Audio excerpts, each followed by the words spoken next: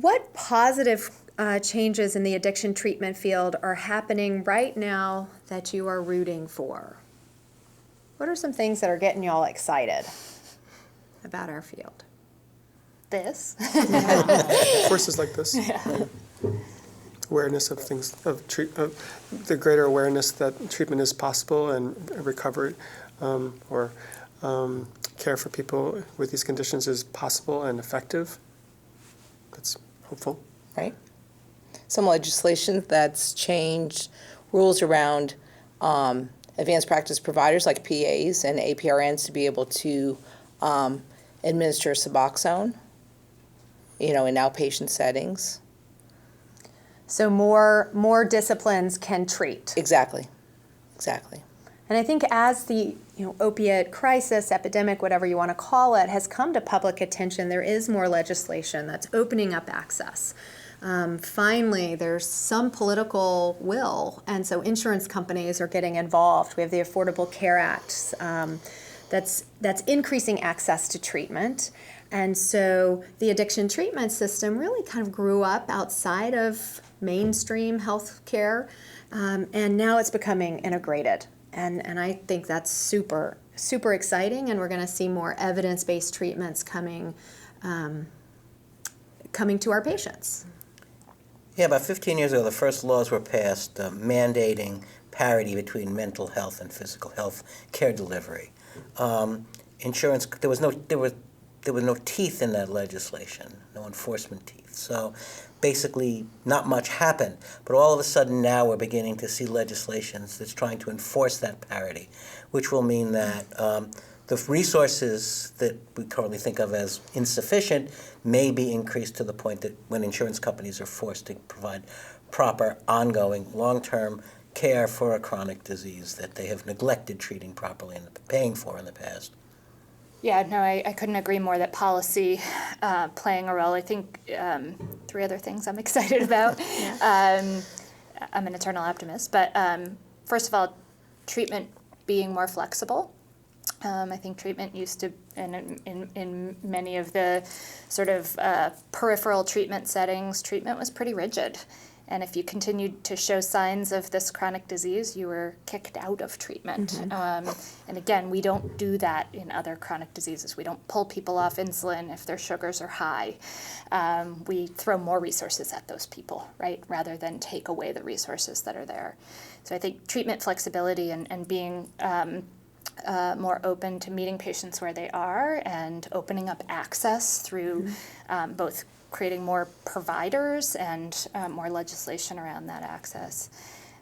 Research and development, and really looking at novel delivery systems of existing pharmacotherapies, as well as thinking about new, pharmacotherapy targets is really exciting. Technology and models of care, and implementation of models that work in different settings, and that's really exciting. And then I think, quite honestly, lots of educational systems being open to educating folks about this, not just in health professions education, but at the undergraduate level, and media attention on this, and media folks being educated in this area, so that we can again really be mindful of the way we talk about this disease to see a culture shift over time. I think there has been. I've been talking to some colleagues who say, 10 years ago, you kind of couldn't pay schools to incorporate this into their curriculum, but now they're interested. Right. And we have people who want to know more about addiction and addiction treatment, because I think, honestly, speaking to your optimism, it is hopeful. Right. We have something to offer, and our patients do get better. Right. The jails and the prisons in our country are, because we've criminalized drug use, are full of people with untreated substance use disorders. And we're beginning to see the expansion of care within the correction system to actually treat people while they are incarcerated. The trick to a successful program like that is getting them linked to care when they come out and keeping them in care. But certainly diagnosing them, treating them while they're incarcerated is a strong possibility and a wonderful way to go about this. The only people in this country with guaranteed health care are prisoners.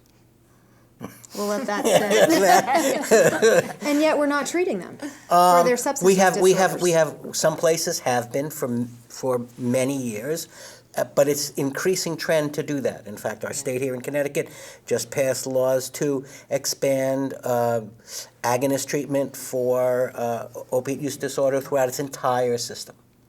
Now all we need is the money. Just very progressive policy. A few states are doing this. Yes, but more and more of them are, and it will be like Jeanette. I am an optimist, and I'm not eternal, but I am optimistic on this one, that we're seeing more and more people, because the people who have been pushing it in places like Connecticut and Rhode Island and Utah and New Mexico are seeing themselves being called and asked to advise other states.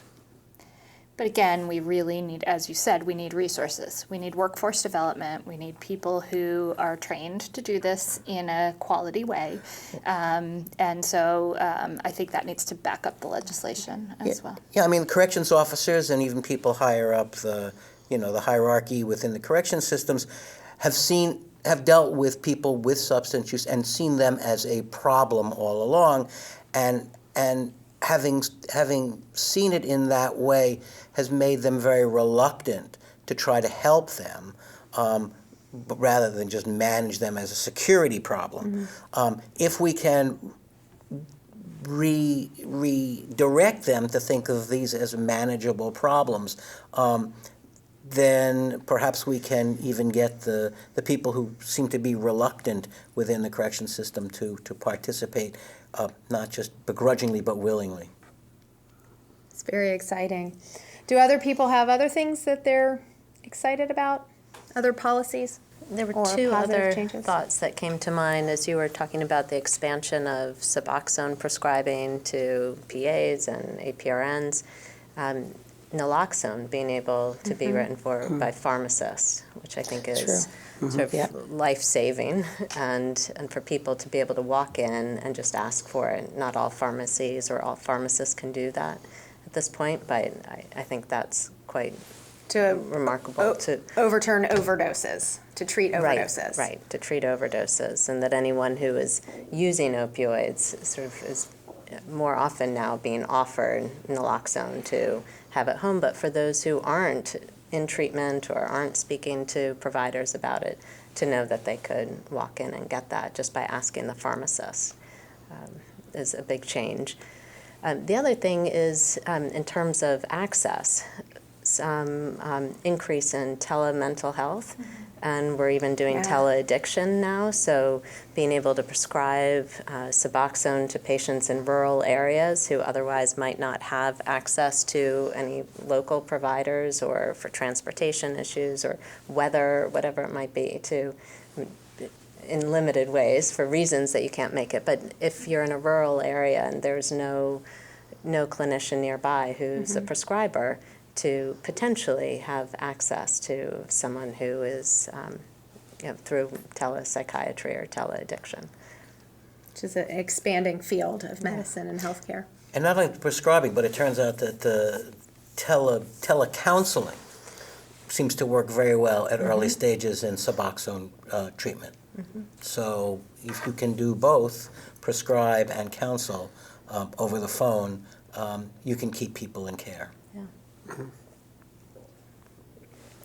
I also, one thing that's coming to my mind is just this, in my training, I would have patients come in and we think of addiction, or we used to think of addiction as an acute issue, right? It's send them to treatment, 28 days, you should be good, you get out, right? So that's a myth. That is not true for the students out there. But what's interesting, so that is changing, which is a huge positive change as we think about chronic illness. But I remember being in an ER and literally having patients come in and ask for help, and I would hand them a number, and I would say, you need to call every single day and get on a waiting list, but you're going to have to call every day to express your motivation. So even though we thought of it as an acute illness, in some ways. We didn't even treat it as an acute illness. There was really no access. And so we're really moving to this model of more and more, we still have a long way to go, but more same-day access, catch people when they're interested and when they come in and when they're seeking treatment, and then maintaining that treatment for a long period of time, or as long as that chronic condition requires it. So just an entire frame shift, I think, is very exciting.